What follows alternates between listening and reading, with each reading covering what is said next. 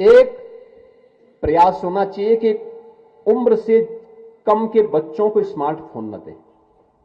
मैं खास तौर पर माताओं से कहूंगा, बहनों से कहूंगा, कतई न दें। बच्चा रो रहा है तो उसको कुछ देर रोने दीजिए। वो नाराज हो रहा है, कुछ देर नाराज होने के बाद फिर ठीक हो जाएगा। एक ये जो स्मार्टफोन है, और जब दिन भर उसको देखता है ना, तो एक तो उसकी आंख की रोशनी पर प्रभाव पड़ता है। दूसरा, जितना समय वह उस स्मार्टफोन पे खर्च कर रहा है, 4 घंटे, 5 घंटे, 6 घंटे, 8 घंटे, उतना समय वह अगर अपनी पाठ्य पुस्तकों और अच्छी पुस्तकों को देखें, उस पर लगाएं, योग करें, व्यायाम करें, कसरत करें, इस पर लगाएगा तो उसका जीवन सुंदर होगा, व्यवस्थित होगा, आगे बढ़ेगा। वो स्मार्टफोन उसका समय भी खराब कर रहा है, उसका श्रम भी खराब कर रहा है, उसकी आंखों को भी खराब कर रहा है, और उसकी सोचने की सामर्थ्य को भी, बुद्धि को भी कुंठित कर दे रहा है। डिप्रेशन का शिकार हो रहे हैं लोग। तमाम ऐसे गेम उसके साथ जुड़े हुए हैं जो गेम उसको नकारात्मक दिशा की ओर ले जा रहे हैं। तो नशा के साथ साथ स्मार्टफोन को भी रोकने की दिशा में एक नया प्रयास हमारा होना चाहिए। नशा को रोकने, नशा और स्मार्टफोन दोनों पर बराबर प्रहार।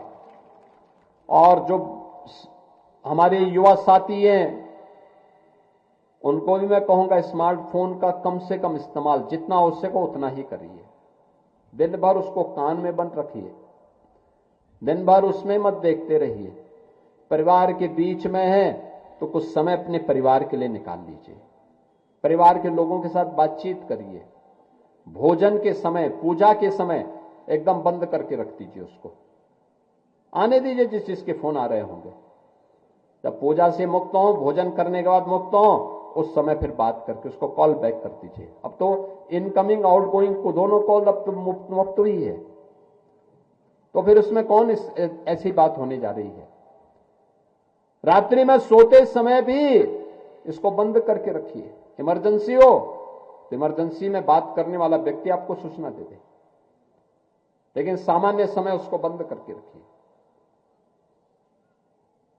ये स्मार्टफोन एक समय के बाद एक नई बीमारी पैदा करने वाला है, और वह है डिप्रेशन का। एक बड़ी लंबी संख्या इसका शिकार होने जा रही है। इसके कारण आत्महत्याओं की प्रवृत्ति बढ़ी है, छोटी छोटी बातों में। अरे जीवन में सफलता और असफलता एक दूसरे के पूरक होते हैं। हमेशा सफलता ही मिले या आवश्यक नहीं। याद रखना, व्यक्ति को अगर सफलता मिली है तो उसको विफलता के लिए भी तैयार रहना चाहिए, और अगर विफलता मिली है तो उस विफलता के कारण को ढूंढना और उस विफलता को अगली बार सफलता में बदलना, यही जीवन है। जीवन में सदैव सफलता नहीं मिलती है, कभी सफल होते हैं, कभी विफल होते हैं, और तब जीवन चलता है तो उसमें मजा भी आता है, अच्छा लगता है, सफलता की कीमत का एहसास होता है। हमें भी उसी प्रकार से जीवन में विफलता कहीं दिखती है, घबराना नहीं है, कभी घबराना नहीं। विफलता है, हम मुकाबला करेंगे। चुनौती हमारे सामने है, हम उसका मुकाबला करेंगे, उसको और अच्छा बनाने का प्रयास करेंगे। हम क्यों घबराएं? कोई आपके भाग्य को थोड़ा ले सकता है। और जब तक ईश्वरीय कृपा नहीं होती न, तब तक कुछ भी नहीं मिलने वाला है। और अगर ईश्वरीय कृपा हो गई है तो कोई आपको रोक भी नहीं सकता है।